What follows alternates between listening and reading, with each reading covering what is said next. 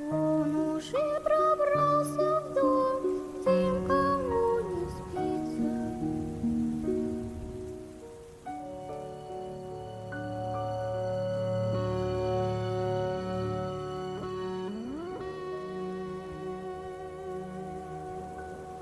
Bienvenidos a La Incógnita del Incierto.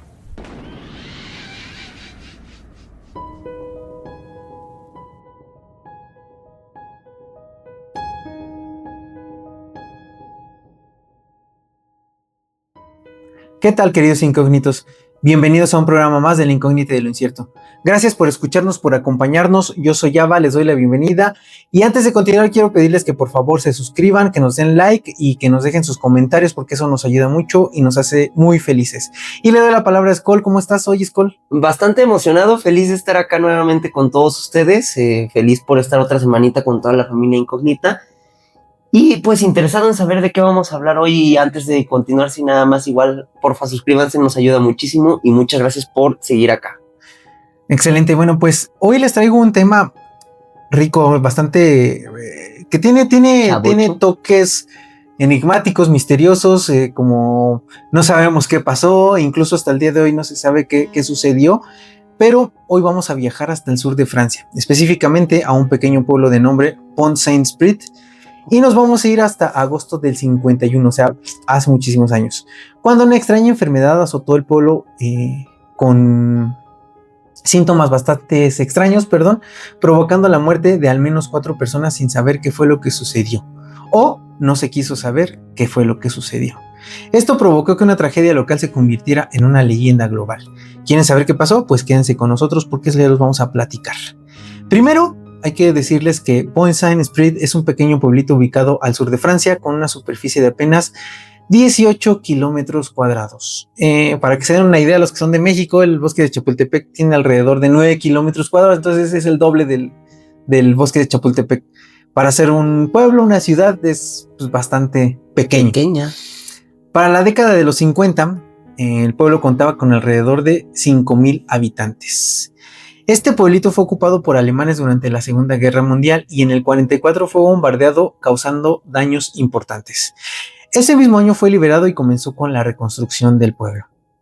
Durante este periodo existía un monopolio sobre el suministro de harina, y esto es importante para más adelante, lo que limitaba la calidad disponible para los panaderos locales. Después de la guerra, el gobierno francés buscó que la harina llegara hasta todas las zonas, incluso las más remotas. Regiones como Pont-Saint-Esprit, que eran pequeños, querían que llegaran todo, y los que tenían sobrantes tenían que devolver el producto para poder repartirlo en otras zonas. Para 1951 el pueblo era un lugar bastante tranquilo, un lugar en donde la mayoría de las personas se dedicaba a la agricultura y era un lugar en donde prácticamente nunca pasaba absolutamente nada hasta ese momento. La noche del 17 de agosto de 1951, el doctor Albert Gavay, no sé, aquí una disculpa con la pronunciación del francés porque no se me da y no tengo ni idea de cómo se pronuncia. Yo simplemente voy a decirlos como yo creo. Albert Gavay regresaba a su casa como cada día y vio una multitud de personas que esperaban afuera de su casa y otras estaban sentadas en la sala de espera de su pequeño consultorio. Esto resultaba muy extraño porque Gavay estaba acostumbrado a recibir a un paciente por día y en los peores casos 2 o 3. O sea, entonces esta ocasión donde había casi 20 o 20 y tantas personas, se le hacía muy extraño que hubiera tanta gente en su consultorio, pero pues también era afortunado porque pues iba a recibir dinerito. Entonces cuando llega, se instala y comienza a revisar a cada uno de los pacientes. Todos mostraban los mismos síntomas: escalofríos, náuseas, dolor de estómago y temperaturas corporales más bajas de lo normal. Esto aún a pesar del intenso calor de la temporada. Le recetó lo que mejor pudo, pero no sabía con exactitud cuál era el diagnóstico. Tenían síntomas que podía ser cualquier cosa. Una gripe, podía ser infección en el estómago, infección en la garganta. O sea, no sabía realmente qué era lo que estaba sucediendo. Entonces trató de cubrir lo más que pudo con la medicina que les mandó. Gavay no notó que los pacientes iban en grupos familiares, por ejemplo. 7 de los pacientes a los que vio pertenecían a una familia de 13. Extrañamente, 6 no presentaban ningún síntoma. Después de un interrogatorio en donde el padre decía que todos habían comido lo mismo el día anterior, una de las hijas recordó que el pan que habían cenado lo habían comprado en 2 panaderías distintas. Los 7 enfermos comieron de una cesta y el resto de la otra. Esto de alguna manera demostraba que el pan era el causante de la extraña enfermedad, pero no se podía asegurar absolutamente nada. La noche anterior, no muy lejos de ahí, Lorraine estaba en su casa, tomó un poco de pan del día, lo hizo trozos y se los lanzó a sus patos, a su gato y a su perro. El perro lo olió y simplemente se alejó. El gato comió un trozo grande y los patos también. La mañana del 17, Lorraine estaba haciendo sus quehaceres cuando escuchó un chillido aterrador. Era su gato que se retorcía y chillaba como si algo lo estuviera atacando. La mujer intentaba acercarse, pero el gato la arañaba y la mordía sin que pudiera hacer nada. El menino siguió chillando, de pronto paró, se levantó, caminó unos pasos y sin más estrelló su cabeza contra la pared. Lo hizo en repetidas ocasiones hasta que quedó inconsciente. Lorraine intentó levantarlo, pero el gato estaba muerto. Corrió hasta la cocina y por la ventana vio uno de sus patos tirado en el piso, inmóvil. Salió a tomarlo y se dio cuenta de que también estaba muerto. Los otros 3 patos caminaban erguidos como si estuvieran marchando. Aunque con mucho miedo tomó a sus mascotas muertas y las llevó lejos pensando que tal vez estaban enfermos y que iban a contagiar a los demás. Claro. Lorraine dijo que no alertó a las autoridades, pues no consideró que se trataba de algo inusual o algo que tuviera que realmente reportar. La mañana del 18, una familia recibió la visita de un niño a quien no conocían. El niño venía corriendo desde el bosque, gritando y llorando, diciendo que le quitaran las abejas. El hombre de la casa salió y trató de ayudar al niño, quien se movía frenéticamente como queriendo quitarse algo del cuerpo. Gritaba, quítamelas, quítamelas. El hombre no veía absolutamente nada y le preguntaba al niño que qué estaba pasando. El chico lloraba, gritaba y le decía que las abejas lo estaban atacando. Esto duró un par de minutos hasta que el niño perdió el conocimiento y en ese momento fue llevado con el doctor más cercano. Ese mismo día, nuevamente, Gabey encontró una larga fila de espera en su consultorio. Todos los pacientes mostraban los mismos síntomas que los del día anterior, aunque presentaron nuevos síntomas como frecuencia cardíaca baja y problemas respiratorios leves. Esto se estaba saliendo de control, así que el doctor decidió ir con la familia de los 13 que se habían enfermado y 6 no, quienes habían identificado el supuesto pan en mal estado. Les pidió que le mostraran el pan y afortunadamente aún tenían algunos restos que Gabay tomó y lo mandó a inspeccionar a un laboratorio. Pero pues antes, obviamente estos procedimientos, si hoy son lentos, pues antes imagínense, duraban yo creo que meses, entonces duró mucho tiempo hasta que se supo el resultado. Más tarde recibió la visita de la señora Misson, quien le imploró que fuera a ver a su esposo, que estaba muy enfermo. Gabey terminó sus consultas de revisar a todos los que estaban y acudió a la casa de los Misson. Al llegar vio que el hombre estaba recostado en su cama, con los mismos síntomas. Lo examinó y le recetó un par de medicamentos.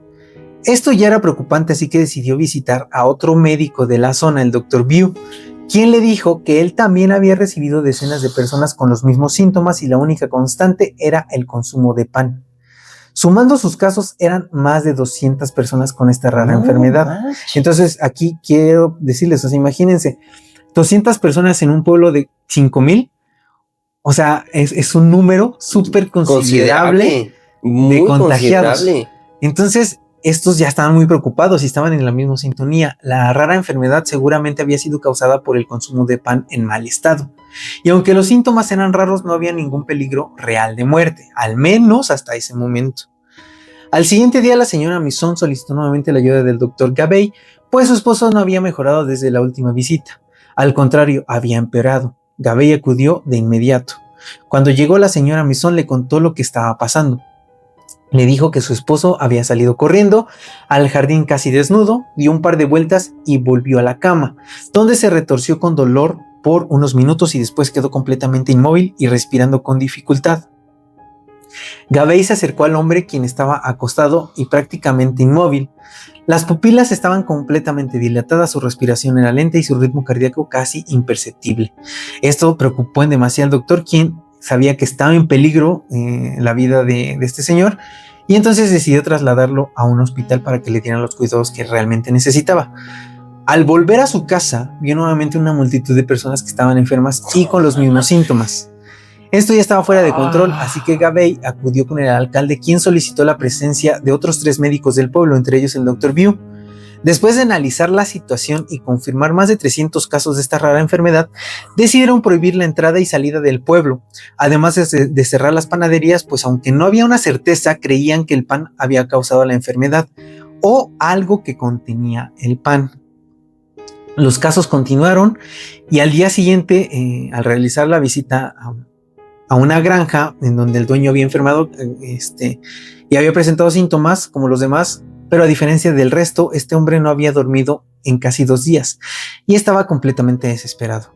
Caminaba, sonreía, después gritaba y se acostaba como si fuera a dormir. De pronto comenzaba a retorcerse de dolor y en un instante paraba. Algo que era muy extraño es que la habitación de este hombre olía como si un animal hubiera muerto y el olor provenía del cuerpo de este hombre.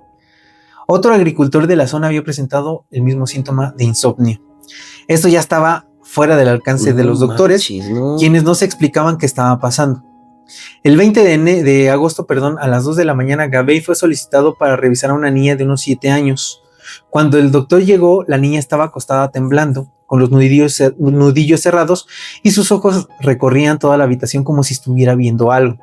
La pequeña gritaba e imploraba que detuvieran a los tigres, que la querían lastimar. Después señaló hacia el techo y dijo que la sangre estaba goteando. Gabey no sabía qué estaba pasando, no sabía qué hacer, y entonces decidió mandar a la niña al hospital, igual que al señor Misón. Mientras solicitaba la ambulancia, el padre de la pequeña comenzó a delirar diciendo que había muchísimas moscas y en ese momento se desmayó. Los dos fueron llevados al hospital. Gabey se enfrentaba ahora a un nuevo síntoma: delirios. Sí. Porque les platiqué la historia del niño, de las abejas, pero él no había ido con Gabey, sino había estado en otro lugar y también había llegado a una granja donde pedía ayuda, delirando y creyendo que había abejas. El doctor volvió a su casa y mientras descansaba recibió una llamada del hospital informándole que el señor Misón había muerto unos minutos atrás. Esto desalentó a Gabey, pues la enfermedad ya había cobrado una vida y esto ponía en riesgo a todos los demás contagiados. Varios enfermos comenzaron a alucinar. Un cartero pensó que su cuerpo se encogía, una madre imaginó que sus hijos eran salchichas y otros más presenciaron incendios que jamás existieron. Lastimosamente, las alucinaciones también cobraron una vida, pues un paciente del hospital del pueblo saltó desde una ventana del 2º piso, muriendo misteriosamente unos metros más adelante de donde cayó. Según las enfermeras en turno, dijeron que el hombre decía ser un pájaro y sin dejarse ayudar abrió sus brazos y se aventó. Lo más impactante fue que el hombre se levantó del piso, dio unos pasos y después se desvaneció. Durante los siguientes días, los pacientes con alucinaciones poblaron las habitaciones del hospital. 2 hombres más murieron y los contagios ascendieron a casi 400. Entonces, como pueden ver, casi el 10%, un 8%, digamos, de la población del pueblo se contagió. Entonces, esto fue muy grande. Incluso hay algunos artículos en donde declararon o dijeron como en la noche del 17 de agosto, como la noche del apocalipsis, algo así, porque sí fue muy impactante para la gente ver todo esto. Sí. Incluso pues la gente comenzaba a tener miedo porque ya no sabían si efectivamente solo era el pan, o sea, no sabían si era como un resfriado, o sea, que te iba a contagiar hablando, como fue el o que te COVID tocaran al inicio, cómo se contagia, qué es qué te puede hacer, cómo se va a curar, o sea es y si ahorita en los 2020 nos enfrentamos a una pandemia y tuvimos el miedo que tuvimos, imagínate en los 50, o sea, la medicina debe haber estado ni en la mitad, yo creo, de lo que está ahí, debe haber estado sobrepasado, es horrible. Y el miedo, o sea, también de la gente, porque pues, sí, cerraron todo, o sea, no podías salir, no podías entrar al pueblo.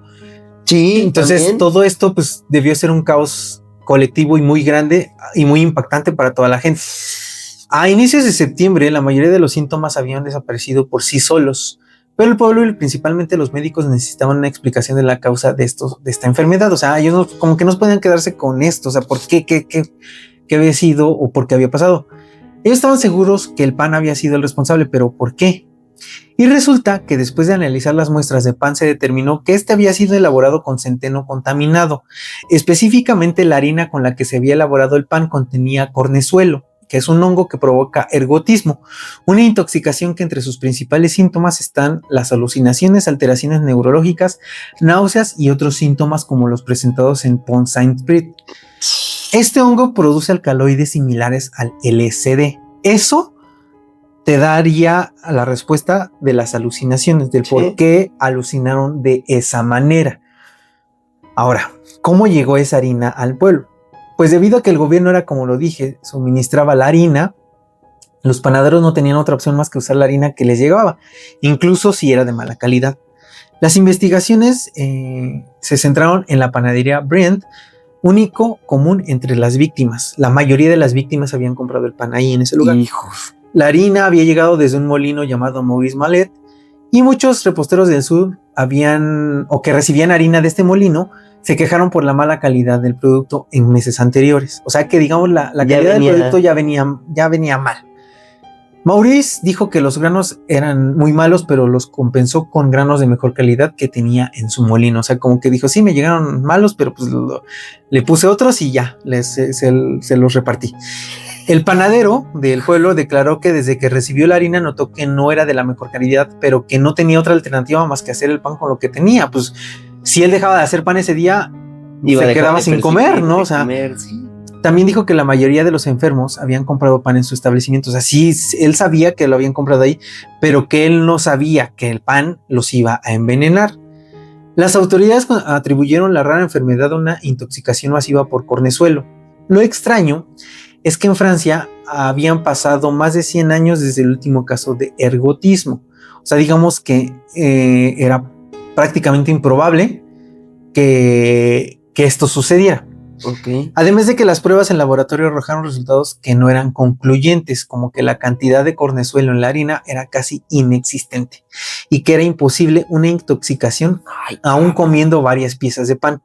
Incluso decían que para que esto les afectara a las personas, tendrían que haber comido pan contaminado con muchísimo cornezuelo que iba a ser imposible comérselos, o sea, que la gente no iba a poder comerlos. Entonces, los resultados decían que era muy poco y que era prácticamente, como lo dije, imposible que se intoxicaran con estas cantidades, incluso, como lo dije, comiendo varias piezas de pan. Aún así, el panadero tuvo que cerrar su negocio y por si fuera poco fue acusado de homicidio involuntario, aunque no pudo ser procesado porque las pruebas demostraban que los niveles de cornezuelo no demostraban que fuera la causa de las muertes. Este caso se cerró y todo quedó como una intoxicación masiva por el consumo de pan en mal estado.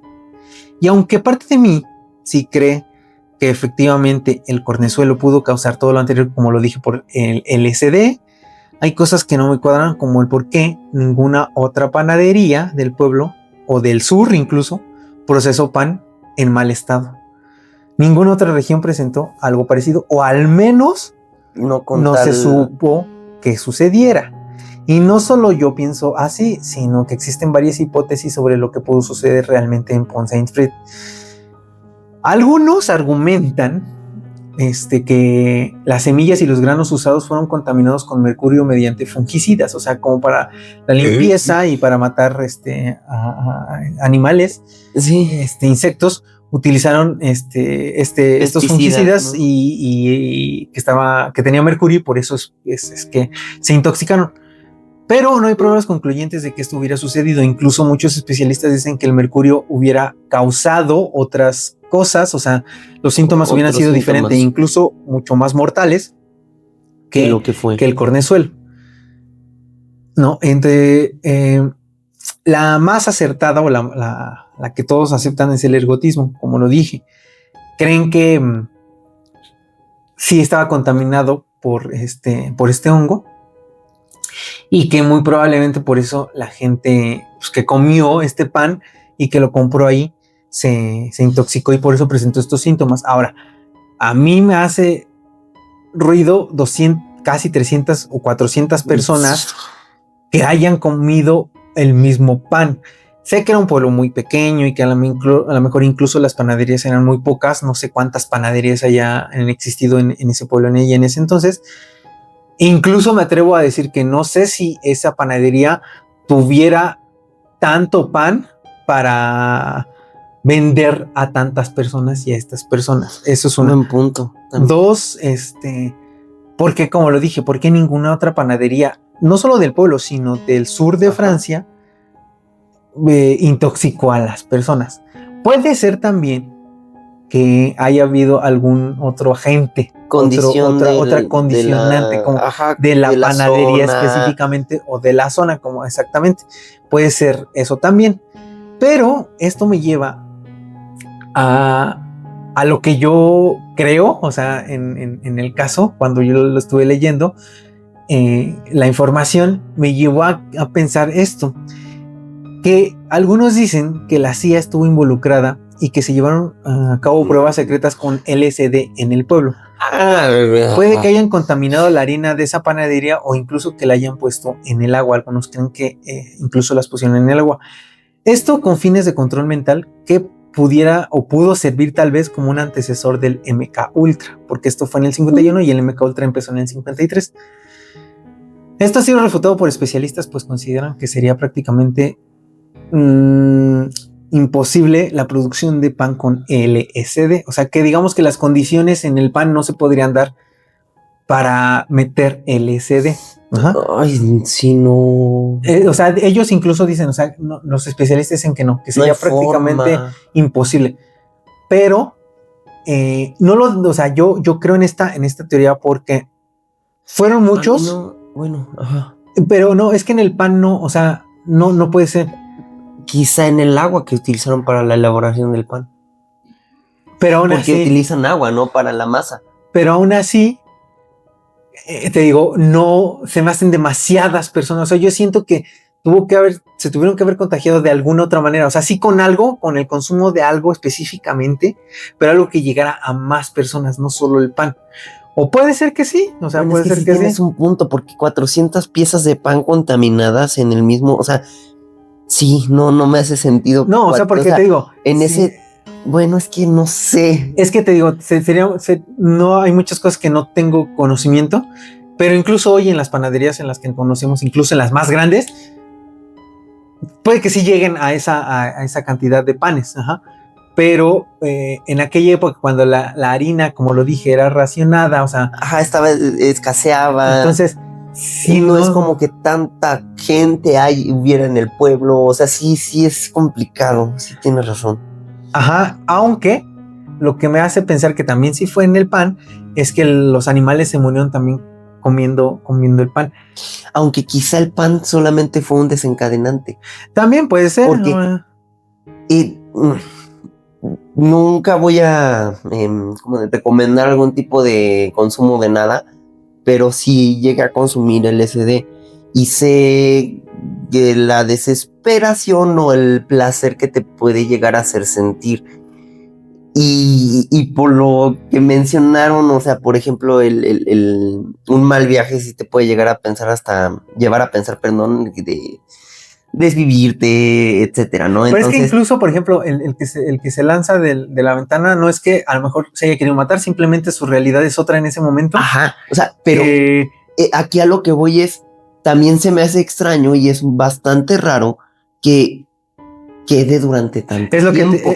Porque, o sea, lo que iba a decir. El consumo te baja 8 horas, o sea, lo que el cuerpo te tarda en procesarlo, en sacarlo. ¿Qué cantidad tuvo que haber consumido cada persona para entonces debería que ser grandísima? Eso también te hace pensar que entonces tal vez sí era en el pan, ¿no? Porque comes una cantidad grande de pan, o sea, cuando comes.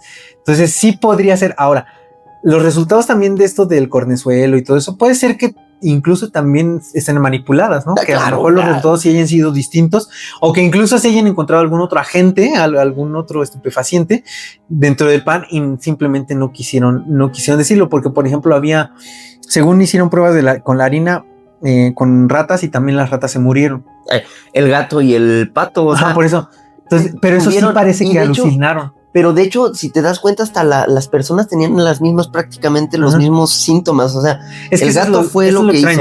hizo. Se quejó, entró como en una histeria, se comenzó a dañar a sí mismo, quedó inconsciente y falleció. Supongo que el mecanismo, bueno, el funcionamiento del cuerpo no es tan resistente de un animal como el de un cuerpo humano. Entonces, por eso quizá la resistencia de esto, pero ay, sí está raro, porque es que sí, incluso aunque pensara en algún tipo de estupefaciente, insisto, así como dices, tendría que salir del cuerpo, tu cuerpo tendría Y que sí salió, pero procesarlo. tardaron 10 días, porque fue hasta primero, al principio de septiembre, cuando empezaron como ya a desaparecer todos los síntomas Bueno, de todas sí. las personas. Sí, sí, sí. Pero sí fue un tiempo considerable, Pero o sea, 10 días es sí, muchísimo. o sea, sí fue un tiempo considerable. Ahora, tampoco descarto la posibilidad de que, que como fue un pueblo tan pequeño, dijeron, pues vamos a hacer experimentos aquí, o sea, Eso sí, nadie también. se va a enterar, o sea, son 5,000 personas y se mueren, pues no Son pasa 5,000 personas. absolutamente nada, como lo platicamos en algún momento, el caso de las bolitas estas que cayeron también en Estados Unidos, que también fue en un pueblo muy pequeño, Sí, donde se cree que también fueron experimentos. Entonces no me parece descabellado. Lo que me parecería descabellado es que fuera la CIA efectivamente y que Francia hubiera permitido no diga nada ni hacerlo, ¿no? O a lo mejor simplemente sí Estados Unidos lo hizo a escondidas también, dio permiso, ¿no? Y dio permiso también. Eso sí. También puede ser, porque así se las gastan. Por lo que yo traje este caso, pues es porque aún que han pasado 70 años, no se sabe qué sucedió, o sea, qué fue lo que realmente pasó. Afortunadamente fueron pocas muertes, no fueron más. Sí. Pero si fue un experimento, pues qué poca más, porque no tienen, pues, digo, lo sabemos, no les importa a la gente, no les importa la vida de otra persona, con tal de llegar a un resultado. Y no se me haría extraño porque en aquella época era cuando estaba el boom y querían todos los experimentos de control mental, el MK Ultra, todo esto. Entonces no se me hace nada descabellado el pensar que fue una prueba y en un pueblo pues pequeñito en el que, como lo dije, si se moría la gente o si algo pasaba, pues nadie iba a decir absolutamente nada. Sí, no se iba a lo que también por lo que lo traje, porque es un caso que prácticamente nadie o en ningún lugar se habla mucho, porque como lo dije, se cree que fue una intoxicación simplemente, pero los conspiranoicos como nosotros sí creemos que no fue una intoxicación como tal. Yo sí creo que fue algo más. Creo que sí intentaron probar algo, no sé, algo, a lo mejor no LSD, incluso algo parecido al LSD. Sí. Incluso como algún tipo de arma biológica, o sea, no se me hace descabellado porque también justo en ese entonces fue cuando más pruebas como con los cuerpos humanos se hicieron, ¿no? Desafortunadamente, entonces sí, no dudo que pudieran ser así como de qué pasaría si metemos esto, ¿no? Sí, no, sí, yo también lo creo, y lo que a mí no me gusta es que no les importó, aunque hubiera niños, ¿no? O sea, sí, aquí, porque en otros experimentos, pues tienen a conejillos de indias adultos, también ha habido casos donde tienen a niños, pero si aquí no les importó, ¿no? Que alucinaran. Ahora yo no sé también si ellos estaban probando a ver qué pasaba y ni siquiera ellos sabían cuáles eran los síntomas que se iban a presentar, ¿no? Que es lo más probable, ¿sí? Que no sabían qué iba a pasar y nada más lo hicieron específicamente para eso, para ver qué era lo que sucedía y cómo reaccionaba un cuerpo humano. Y bueno, pues este fue un episodio bastante cortito. Lo hicimos nada más simplemente para no dejarlos tanto tiempo sin episodios. Estamos ya en construcción de más episodios, de más casos. Si tienen algún caso que nos quieran recomendar y que les guste que habláramos, por favor mándenoslos, háganos comentarios sobre esos casos. Y nosotros nos encargaremos de investigar, de traer estos relatos. Espero que les guste, que les agrade. Y como se dieron cuenta, pues estamos tratando de crecer un poco más. Ya vamos a empezar a abrir el espacio para tratar de hacer pues visitas a lugares abandonados, a lugares en donde posiblemente haya cosas raritas, cosas paranormales, etcétera. Ya subimos un video en donde Skull no pudo estar en esa ocasión, pero ya estuvieron otras personas, otros chicos que se van a estar integrando también en esas expediciones, en este tipo de contenidos. Y espero que les agrade, y si no lo han visto, pues vayan a verlo. Sabemos que es la primera vez, también necesitamos crecer y aprender a hacer ese tipo de contenido, pero lo vamos a ir haciendo, empezando, aprendiendo. Y el podcast va a seguir y va a seguir continuando, porque esta es la base de lo que somos, como La Incógnita de lo Incierto.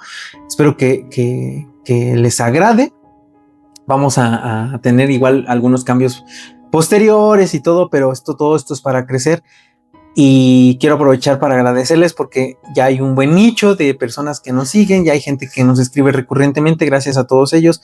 Darles un saludo a toda Latinoamérica, Colombia, Argentina, Perú, desde donde hemos visto que nos escuchan, en España, en Estados Unidos, que son, digamos, los principales escuchas, en México, obviamente, pero también en otros lugares como Europa, en Asia, donde en algunos países nos escuchan. Gracias a todos ustedes, y le doy la palabra a Skol para que haga una despedida de este pequeño episodio. Pues muchas gracias. Igual sí es cortito el episodio, pero la verdad es que sí está extraño. Insisto, no sé, se me hace muy raro decir que fueron estupefacientes o algún tipo de, incluso no lo que se decía, ¿no? Que era el ¿cómo Cornezuelo. Cornezuelo. Era muy poco, entonces sí está extraño. Pues muchas gracias a todos por llegar hasta acá. La verdad es que estamos muy agradecidos, como decía Vita, por todo lo que ha crecido esta familia. La verdad es que me sorprende también bastante el cómo se ha crecido. Muchas gracias a toda la gente que no es de aquí de México, que honestamente creo que fueron los que primero empezaron más duro con todo, a hacer como el apoyo, a escucharnos y demás. Y pues muchas gracias, ¿no? A todos ustedes, síganos escribiendo. Va a haber más contenido, va a haber más cosas, como dice Ava, la idea es crecer, es seguir creciendo para ustedes, para nosotros, y pues sí va a estar interesante ahí cuando visitemos algunos otros lugarcitos. Y pues muchas gracias, Avita, por este episodio. Creo que fue cortito, pero sí bastante extraño, porque insisto, yo como una persona que en algún momento consumió y no estoy orgulloso de eso, sí se me hace muy extraño aún así todo lo que pasó con esto, ¿no? Porque no se me hacen como respuestas comunes que un cuerpo humano podría tener, ¿no? Entonces, pues muchas gracias, Ava, perdón. Y pues gracias a toda la familia Incógnita. Nos estamos escuchando la próxima. Sigan dándonos amor y nos vemos en la siguiente. Exactamente, gracias. Yo también soy Ava, me despido, pero no sin antes recordarles y pedirles que abran sus mentes y se abran a las posibilidades.